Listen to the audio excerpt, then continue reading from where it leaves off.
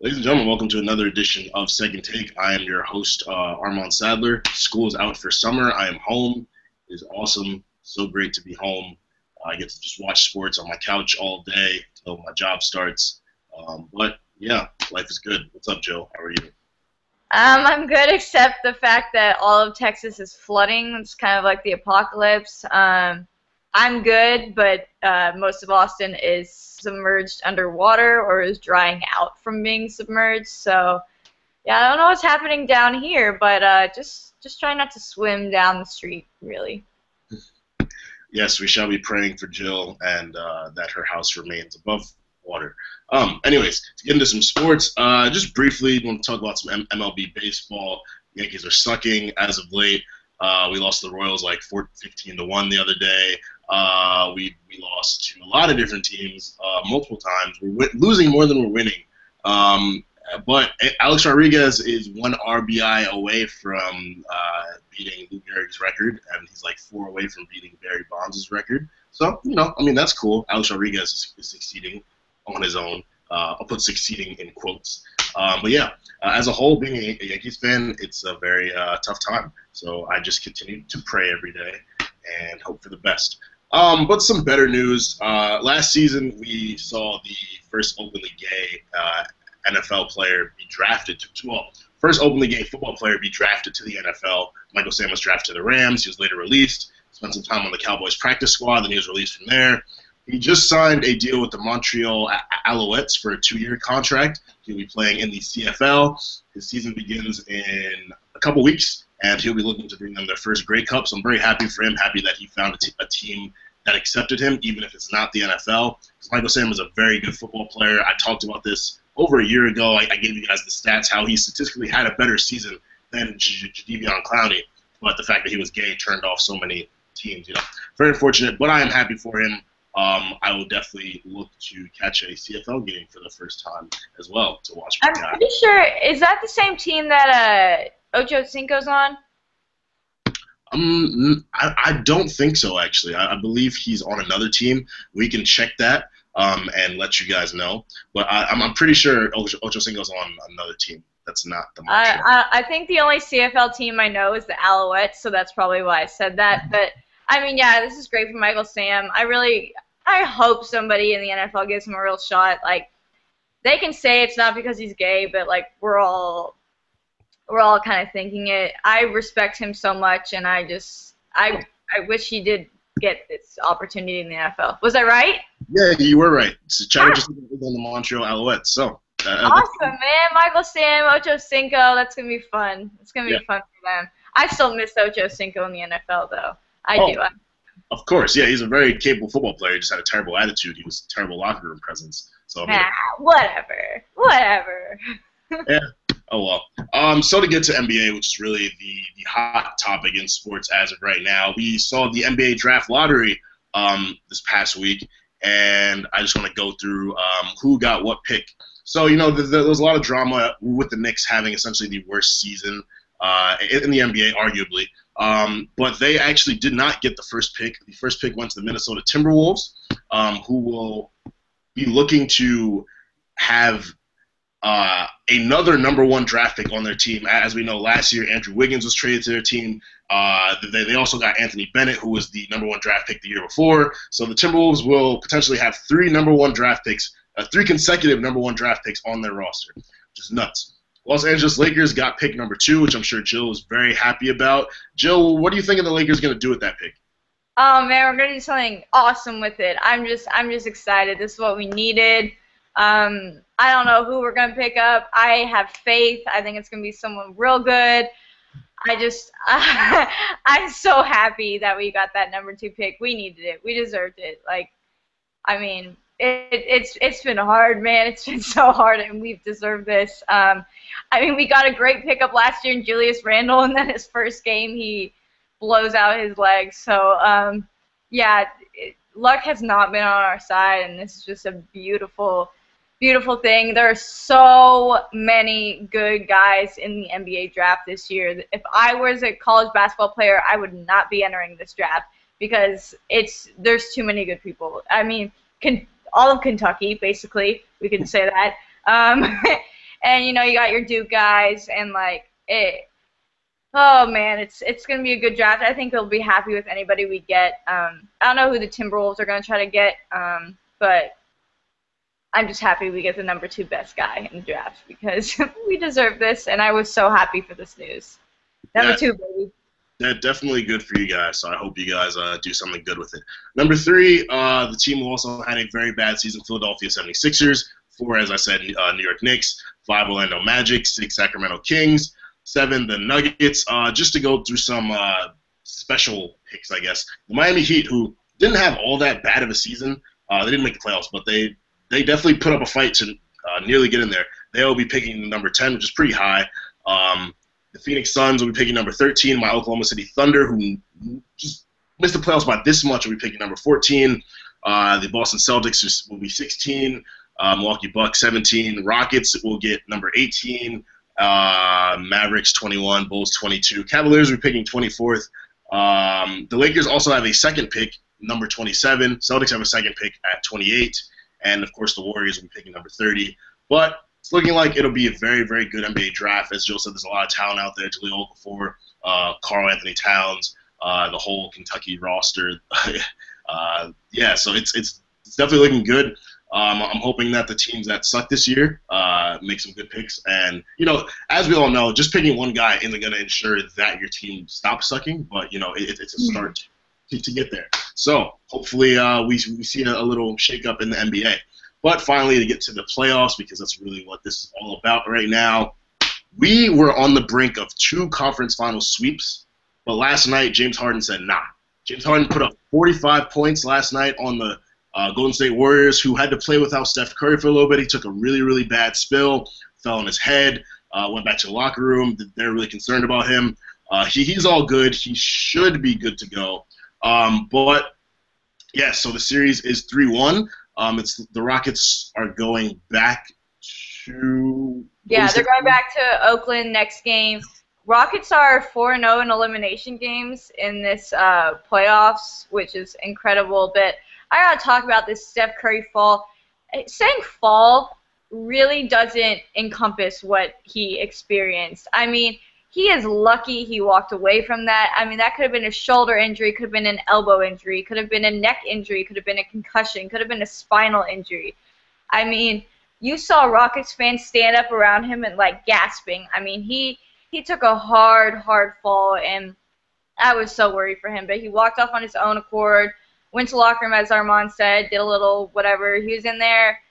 I mean, he missed most of the third quarter with it, but came back.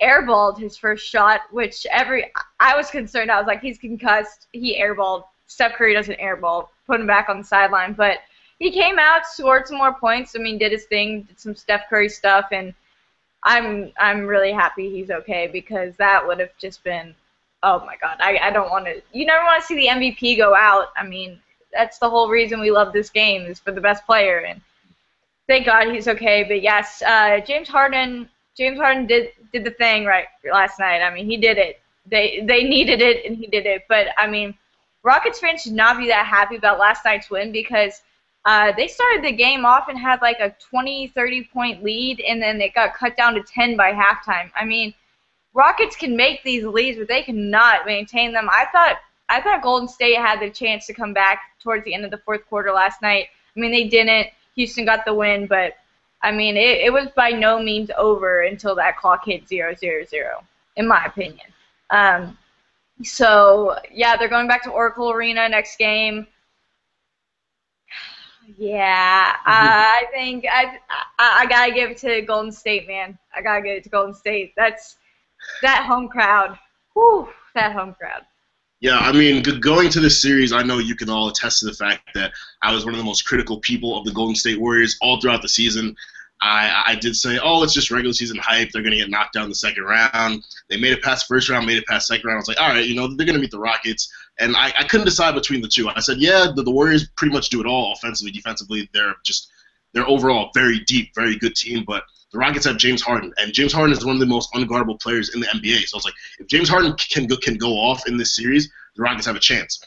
The first two games, they ended up being very close. The Warriors won by 4 points in game one, and then 1 point in Game 2, and the Warriors completely destroyed the Rockets in Game 3. I was like, all right, well, if the Rockets are getting blown out in Game 3, Game 4, it's not going to happen for them. Like, there's no way. And then James Harden comes and he goes off for 45 points. And, if James Harden can do that again, the Rockets have a very good chance. But the Rockets need everyone else on the team to step up as well. But at the same time, I just don't have the faith in the Rockets that I do in the Warriors. The Warriors just really just encompass everything you need in basketball: shooting, scoring, rebounding, defense, energy, a good bench. The Warriors really have it all, and I'm confident in the fact that they can take Game 5 and ultimately go to the NBA Finals, which will prove. I love that you jump ship like this, because I've been all about those Golden State Warriors, and I love Dwight, but I'm happy you've seen the light. What? Yes, I would not say that I'm supporting the Warriors, but I have seen the light in that the Warriors are a very team that is worthy of my respect, which I'm not. I do not give out to teams easily, as you are well aware. But yes, so Game 5 should. Can I give a quick shout out to Dwight? I think he's had a double-double in every single playoff game this year. So shout out to Dwight. I see you doing a thing. You're doing it. Good job. Even if the Rockets are losing, you're still doing your part, and I appreciate that. Go Dwight. But yes, thanks for seeing the light. Yes. Go on. So Game 5 will be tomorrow, I believe. Should be a very, very interesting game. But moving over to the East, where things are still looking like a sweep as possible. The series is currently 3-0 between the Cavaliers and the Hawks. The Hawks have definitely put up a fight, and the Hawks should absolutely be respected. They don't have Cephalosha. Carroll looked like he wouldn't be playing, and then he came back and played. Kyle Korver's hurt. Somebody else, I think. Korver got ejected. Yes, there we go. Yes, the Hawks have been fighting an uphill battle, and they already have to play against the Cleveland Cavaliers, who have LeBron James. But the Hawks have put up a very good fight. However, I don't see Game 4 going their way. Granted, the Cavaliers haven't had an easy time either. Kevin Love has been out, as we know. Kyrie Irving hasn't been playing as much. The Cavs supporting cast has been shaky. But, I mean, J.R. Smith has stepped it up big time. Iman Shumpert has stepped it up big time. Matthew Dellavedova, who is this guy? Like, who is he? He's absolutely gone off. And that's the thing. Like, at the end of the day, yes, the Cavaliers have LeBron James, best basketball player in the NBA. Whatever team he is on, they are automatically a contender for the NBA Finals. He proved this. He took the Cavs from trash to the Eastern Conference Finals, and it's just like, well, what can you do to stop the Cavaliers? Because, I mean, you have to stop LeBron, but J.R. Smith can repeat that performance he had the other day with 8 3-pointers. Shumpert's looking good. Like, it's just like, the Cavs just come at you in so many different ways, and they're not even fully healthy. Varejão's not there either. Like, it's crazy. But I think the NBA is not about to have a finals without LeBron James in it. I mean, I'm not one to say the NBA is rigged, but God, I want to say it, because I really thought the Hawks could do it, man. They are good. They were one of the best teams this year, and then I don't understand. I mean, yes, we talked about these injuries they've had. And Kyle Korver, losing him is a huge, huge thing to the team. But I thought they were better than this. I thought they could at least get a game, 2 games, something. Like, I'm not going to say I'm disappointed in them. I'm just kind of confused because they're better than this. And the games have been by no means like blowouts or anything. I mean, they put up a fight. It's just like, and LeBron hasn't even, like, he's had his really good games and then he's had his games. So it's like, their supporting cast on the Cavs is doing it. And I know Melo is sitting somewhere crying because Shump and J.R. Smith are balling. But I don't know. It's weird. I don't know what's happening. Hawks have kind of let me down, man. I'm not going to lie. I mean, this just goes to show that regular season does not dictate how you would do in the playoffs. Because, I mean, the Cavs were shaky all throughout the regular season. Everyone was like, whoa. This high-powered team with this big 3, and they're out here losing games and stuff. They're like 5th in the East because the Cavs did not start at the top. The Cavs were very, very, very shaky at the beginning of the season, towards the middle, and then they started picking up at the end. The Hawks were dominant all throughout the season. Everyone was like, "Oh, they're going to the NBA Finals. They're going to be the champions this year." But what you need to understand is, like, yes, the Hawks have great players: Jeff Teague, Kyle Korver, Horford, Carroll, Cephalosha, all those guys. But the Hawks do not have LeBron James. The Hawks do not have those couple guys who have been in the playoffs, who know how to get the job done, are comfortable with the ball in their hands in big play situations. And don't get me wrong, Jeff Teague has played phenomenally throughout the playoffs, phenomenally against the Cavaliers. He's been very aggressive, attacking their defense, his shooting, his passing. He's played very smart. Kyle Korver, constantly very consistent in what he does. Great shooter, very efficient player. Hawks have played good defense. It's just like the Hawks aren't necessarily doing anything wrong. The Cavs are just doing everything better than the Hawks right now. Yeah, I can agree to that. And I feel bad because Kyrie is out. And, you know, Cavs are Kyrie's team, all right? LeBron just came in. Cavs are still Kyrie's team. And I find it wrong that, like, if they're going to go through all of this without Kyrie. Don't make that face at me. I feel bad for him. I mean, I absolutely feel bad for Kyrie as well.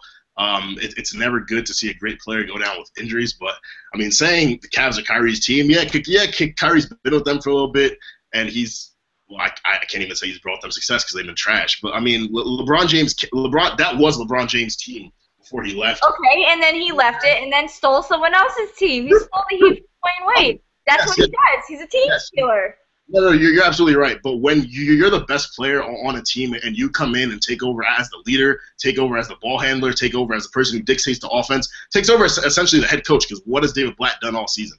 It's definitely LeBron's team. And I agree. I do feel bad that Kyrie is out. I feel like the Cavs going on this run with Kyrie being in and out, it's not fair to him. Kyrie should definitely be able to share in the success. But, you know, injuries happen. I can't control that. He can't control that. Perhaps he will be back for the NBA Finals, which the Cavaliers, it's looking like they're going to go to. But what was my original point? I don't know. Anyways, continue. Yeah, so we have Game 4 tonight, Cavs-Hawks. It'll be played, this is in Cleveland. So the Hawks they have their work cut out for them. They're going to need a very big game from Teague. They're going to need a big game from their bench. It's really their bench that they need, because the Cavs are beating them due to their depth, and I mean the Hawks just need to be deeper. The Hawks bench really needs to step it up. But Bazemore has played very, very well throughout this series. I've liked him coming off the bench for the Hawks, but they need more than that, because obviously one guy can't get it done. So I'm predicting it'll be a pretty close game. Up until the fourth quarter, the Cavs will pull away, and we will see a sweep in the Eastern Conference Finals. And it's looking like it'll be Cavs-Warriors in the NBA Finals. I don't know if you want to get into predictions for that now. I'm down. I'm pulling with the Warriors, but I just wanted to say this has been one of the worst conference finals sets I've ever seen. I mean, the fact that both of them were so close to being both sweeps, that's the lamest conference finals I've ever seen. No one wants to. Conference finals is supposed to be the one that goes to like 6, 7 games, and I mean it's just head to head. I don't want to see a blowout like a Game 3 with the Warriors. I don't want to see you with your broom getting ready for the sweep. I don't want to see that. I want to see really good matchups, and we haven't gotten that, and I'm disappointed. So hopefully the finals can give me what I want, because what was it?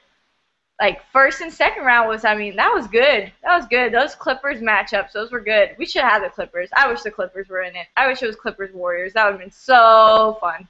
So fun. I agree completely. I feel like the conference finals should be obviously should be the hardest series that, like, teams who make it there play in the playoffs. NBA Finals is obviously going to be hard as well. You're facing a team from It shouldn't be a sweep. It shouldn't be that easy. No, you're absolutely right. But I think what this speaks to, first of all, there's obviously one conference that is way stronger than the other conference. The Eastern Conference is trash. The Cavs' hardest series should have been against the Bulls. And in my opinion, I was like, okay, if the Cavs make it past the Bulls, they go into the finals. The Hawks were the best team in the East throughout the regular season, and then they met the Cavs, and they just don't match up well. And looking at the other side, I felt the exact same way. Rockets are obviously a very good team. James Harden put the team on the back his season. But the Warriors just have too much. Like, the Rockets don't match up well either. And it's going to happen. Perhaps if it was Clippers-Warriors, it might have been different. Perhaps if it was Bulls-Hawks or something, perhaps with different teams in there, it might have been more competitive.